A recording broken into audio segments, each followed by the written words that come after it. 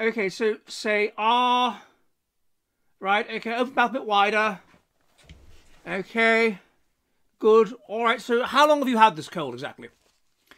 It's been on and off for that many months, really. So you've been unable to get over this cold for that many months. Oh, well, that would imply that you have a very poor immune system. A very poor immune system. So I'm going on that basis, on the basis of your ongoing cold, I'm going to have to. I would diagnose that you have very severe anxiety disorder. Yes, on the basis of your cold. Whether you have psychiatric symptoms in your view of having severe anxiety is irrelevant.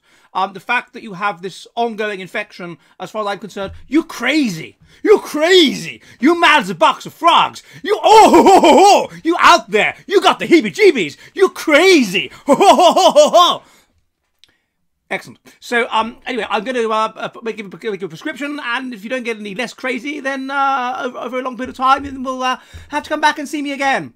Tally-ho! Hello, hello, hello, and welcome to this edition of the Jolly Heretic. Now, today I'd like to talk about some very interesting new research which has been published called The Evaluation of Brain-Body Health in Individuals with Common Neuropsychiatric Disorders, which has been published in JAMA Psychiatry. And it demonstrates something very clearly, which I've been going on about for absolutely ages. I've been saying that the brain, remember, is 84% of the genome, which makes it a massive target for mutation. This means if you have got some kind of problem with the body, such as a poor immune system or something like that, which would cause you to die young under harsh evolutionary conditions, then you've sure as damn it got some kind of problem with the brain.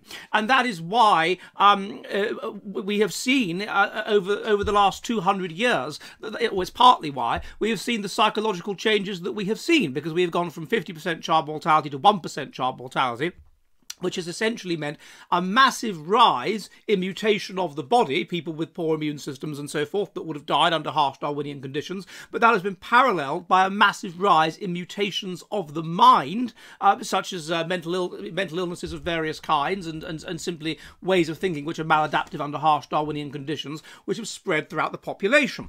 And that explains, I think, a lot of what we are seeing today. Now, in this study, what they did was they took 85,748 people with common neuropsychiatric conditions, that is to say schizophrenia, bipolar disorder, depression, anxiety, and they took 87,420 controls. They then looked at body health in terms of the metabolism, in terms of hepatic health, that's to say the health of the liver, and in terms of immune function, in terms of the functioning of the immune system. And they further looked at changes in the nature of the brain across time, based on brain scans, among people that had these common conditions. And what they found, is extremely interesting, is that the physical changes, the changes in your metabolism, in your hepatic system, and in your immune system, are more marked than are the changes in the brain scans, in the nature of your brain. In other words, a physical change is a better indicator of a mental health problem. It's a more reliable indicator of a mental health problem. A change in your metabolism, a change in your liver functioning, a change in your immune system, such as that you're getting lots of colds and you're getting ill and you can't fight off colds properly and things like that. It's a better marker of a problem with your brain. It's a better marker of a neuropsychiatric disorder than actually looking at changes in the brain. Now, looking at changes in the brain better permitted the scientists to distinguish between specific disorders. In particular, it allowed them to distinguish between schizophrenia and all other disorders. So it allowed them to distinguish between basically schizophrenia on the one hand, which is that we've talked before about the symptoms of schizophrenia, that you over-detect agency, and therefore you become paranoid and you become disconnected from the world. That's schizophrenia.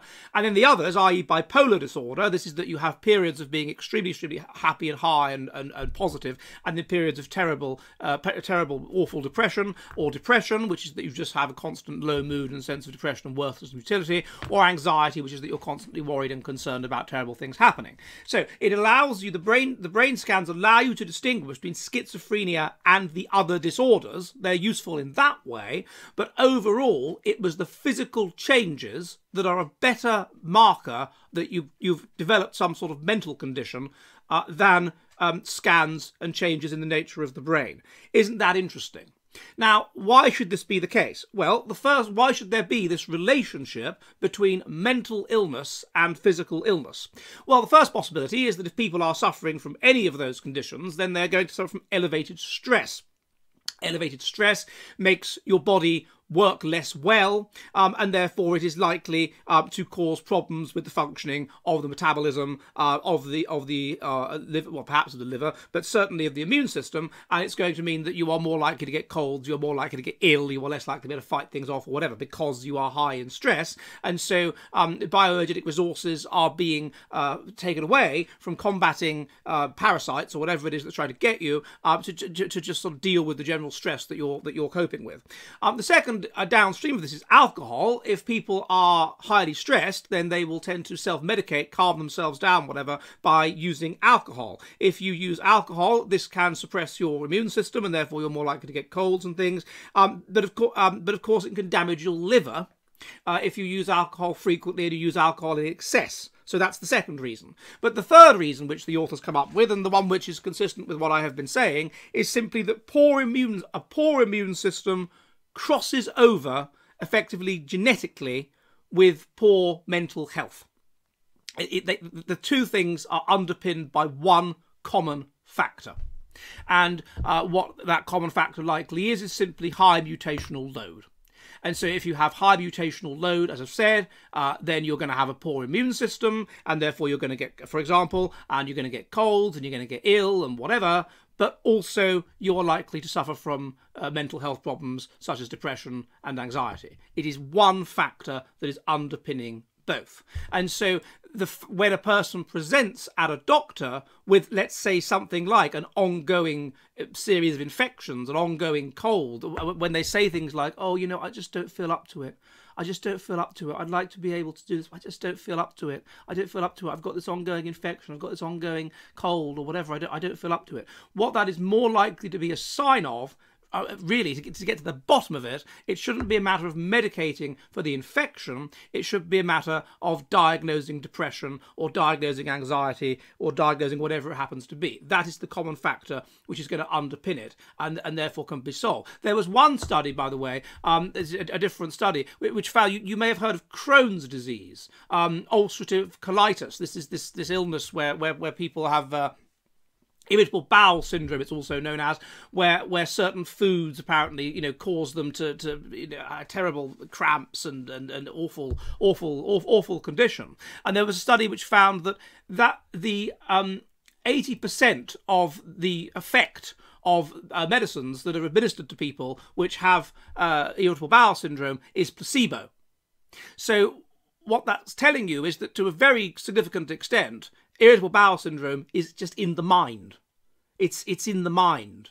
It is a physical manifestation of poor mental health. It is poor mental health in relation to the body, you know, causing these symptoms. But there is a strong degree to which these symptoms are an expression of poor mental health. It's in the mind, and that's demonstrated by the fact that the placebo works most of the time in curing this condition.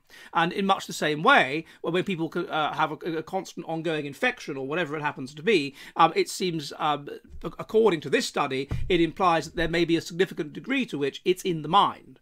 And it's basically an expression of poor mental health. If you have poor mental health, this will express itself as problems with your metabolism, as problems with your liver, as problems with your immune system.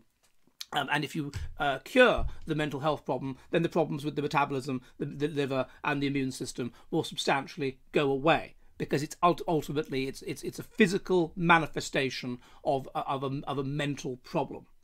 And so I thought that was jolly interesting stuff, which I would draw to your attention.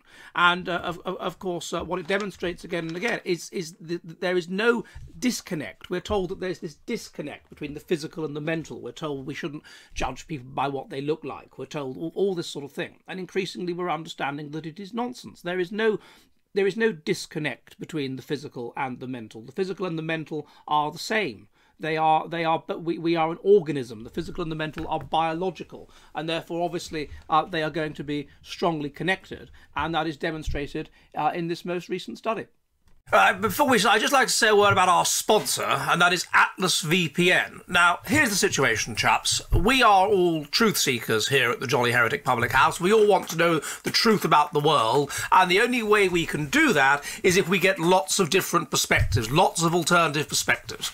And we are in a situation where we cannot get that. The internet is censored, everything is censored, and we literally cannot get the other side with regards to certain important events that are happening in the world because of the way that they censor the internet. So the only thing to do, as far as I'm concerned, is to use a VPN. And Atlas VPN is currently running a huge discount. It means you can get a 3-month subscription for just $1.83 a month plus 3 months for free with a 30-day money-back guarantee. And so time is running out, so it's worth looking into, really.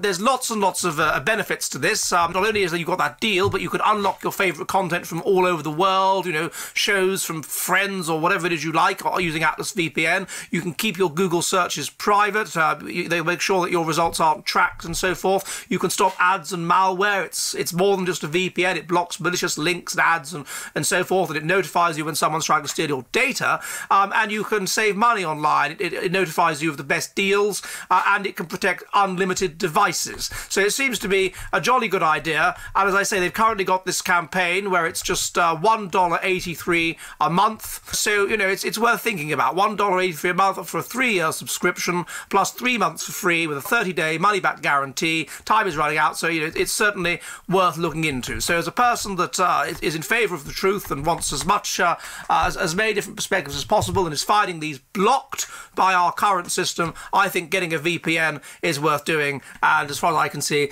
Atlas VPN is where it's at, chaps.